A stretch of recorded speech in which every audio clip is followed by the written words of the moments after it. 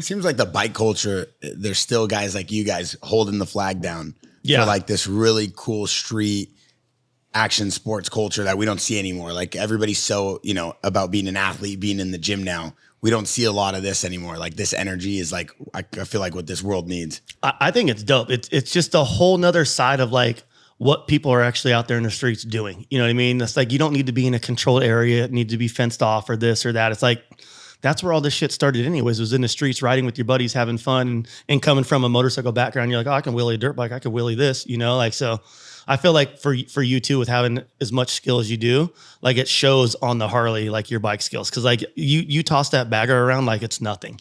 What it is like, I always say, us riding Harleys in the streets, like street skating, like, we get frowned upon, a lot of the corporate companies, frown upon us and they can't post us, cause we're in the streets and it's definitely a little reckless, but it's like controlled chaos, But I feel like that's where the best content comes from. It's like when you guys are just... That's what makes our names. That's what makes us sick. Like third gear rollers through traffic when it's bumper to bumper. You're just like, like so gnarly. If we were just riding a lot every day, what fun is that?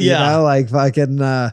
getting the adrenaline rush, running from the cops or, having someone flipping you off because they're pissed off. Like that shit will put a smile on your face, dude. I swear. At least for us.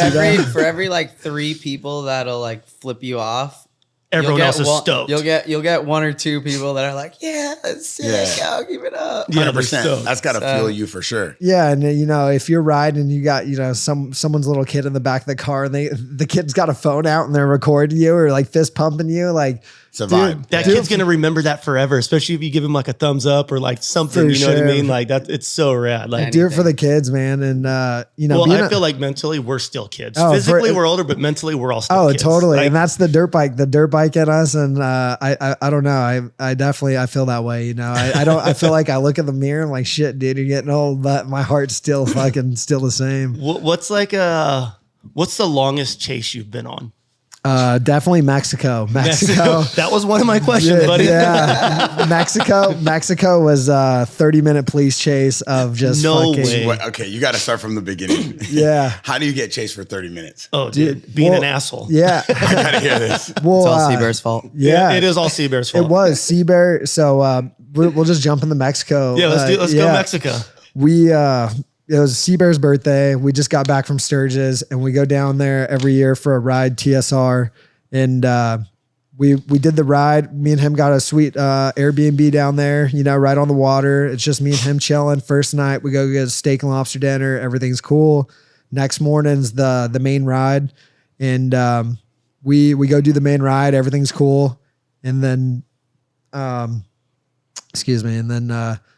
we get back to Papa's and beer and we're drinking pina coladas, having a good time. And he's like, all right, let's go back to the house. We'll go smoke a blunt. We'll chill. We'll regroup. We'll go get dinner and we'll go out. And then we ended up going. He was leaving the bar and he did a burnout, because there's like a bunch of bikes there and shit. And it's just typical Seabear shit. He does a burnout. And there's cops everywhere. The night before we got harassed, for going down the wrong way. And they're trying to get us for like $500. They gave the cops $100 and they let us go. And so he does a burnout. Crazy. He does a burnout and then I'm with him. And then the cops start chasing us and I don't know what to do. So I just run with him. I'm just like, whatever, we're in this together, I guess. And then next thing you know, dude, we're in this fucking gnarly police chase for 30 minutes. They're road blocking us. Guns are pulled. We're going down the freeway backwards. We're going down these cliffs. They were jumping off cliffs, like going down the hillside to get away from them. Dude, I mean, they kept hitting these roadblocks and we just kept barely getting out of there, for 30 minutes. Were you tripping? Oh man, talking about an adrenaline rush, dude. I've never been so scared because I didn't know where to go, like usually when you're in a police chase, you kind of have like a little route or I've never been in one. I know. It's an area that Seabear's so calm. He's on his phone and he's trying to look for a way out because Rosarito and Tijuana is kind of like one way in, one way out. If you start going like in, you're going out into these dirt hills and like you don't know where the fuck you're going. You don't want to get stopped out there. So yeah, it's like 30 minutes in and we're kind of tucked back into this development. I don't know how they keep finding us. I mean, so gnarly.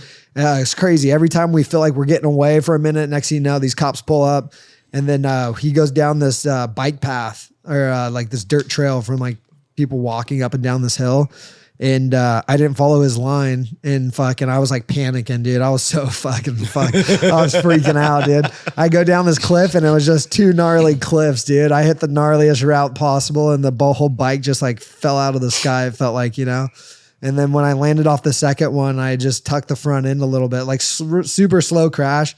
And then, but my bike died, and I tried picking it up, and then I just tried running to Seabear, and he didn't even look back. He was already taken off. Oh, and then the cops just swarmed me, had their guns pulled on me, and just stomped me out. They kicked your ass. Tortured me for like 3 hours, dude. Like tied me up in the back of the truck and fucking, like a starfish, dude. And just kicked me and beat me brutally for like, I don't know, like 3 hours, dude. It was so like 20 minutes, 30 minutes. We drove around in the truck. They kicked me and stomped me out. I couldn't breathe. They get me out of the truck, then beat me with a baseball bat facing a wall with my helmet on for like, it was my favorite helmet too. I was so pissed. Do you still have it or no, they keep it? They kept it. That was their trophy. They kept that, GoPro, my phone. They beat you with a baseball bat. Yeah, they made me face a wall and beat me with a baseball bat for like 30 minutes, Tell I was damn near pissing myself. They were already pissed off though, right? Because didn't Seabear get have a chase not that long before there, and he posted it or something? So that was what they already had a chip on their shoulder. They were already pissed off when they were chasing. And they're looking for a bagger. Yeah. They're waiting for him to come back. They had him. They had their target. And next thing you know, they're beating me, trying to get information. And I didn't know where the fuck I was at. Yeah. At this point, I was just fucking.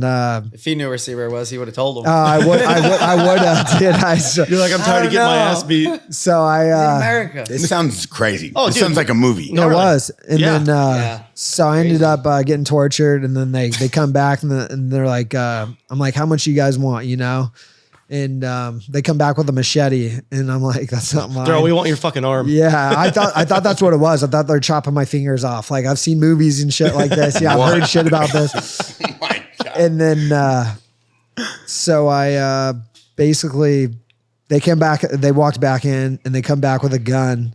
And they're like, all right, we found this because I just put a San Diego Customs like pistol bag on my, we put our phones and wallet. It's like a bar bag. Put anything in it. So that they said they pulled the gun out of there, and then they were trying to get 10 grand out of me, and then they're like, you're going to prison. I'm like, that's crazy, like 10 grand, and I'm thinking, I'm just gonna go to jail for like a week or two, I'll be out. Next thing you know, I'm calling my dad, and they're telling me I'm doing 2 years in prison. And, in Mexico. Yeah, and it'll take either 30, 60, or 90 days before I see a judge. And my dad basically, I called my dad. Everyone on the outside was like running around, freaking out, trying to do everything they could for me. I'm sitting in there. I can't talk to anyone.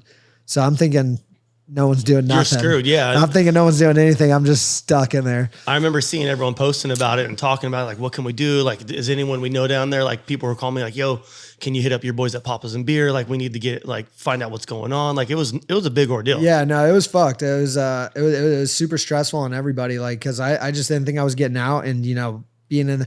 So I finally I go to the judge, and he sentenced me 30 days and basically 30 days till my next hearing. And then they were going to sentence me in my sentence, whether it was 2 to 5 years. And then my dad already went and paid like 35 grand at the time, and I was supposed to be out that night. And it didn't work out. I ended up having to do in like 30 days. I already did like 5 days in jail. So I did like 35 days total. But every day, the prisoners are in there telling me, oh, you're doing 2 years, you're doing 2 years. And I'm talking to everyone, trying to figure out what's going on. And then basically, I did 35 days. It was like 40 grand to get out, and fucking, that was my $40,000 vacation to Mexico. But I was fucked up. But it lit a fire under my ass, and that's what like kind of started. Like I already had Concrete Cowboys going with YouTube, and it was kind of a solo deal. But I just sat in there. I was like, Gave you time to think. If I got another chance, if I got out like tomorrow, what would I do different? And I just kept thinking that and like writing ideas down. And that's when I came out and put the team together, and fucking that's when Concrete Cowboys kind of came about.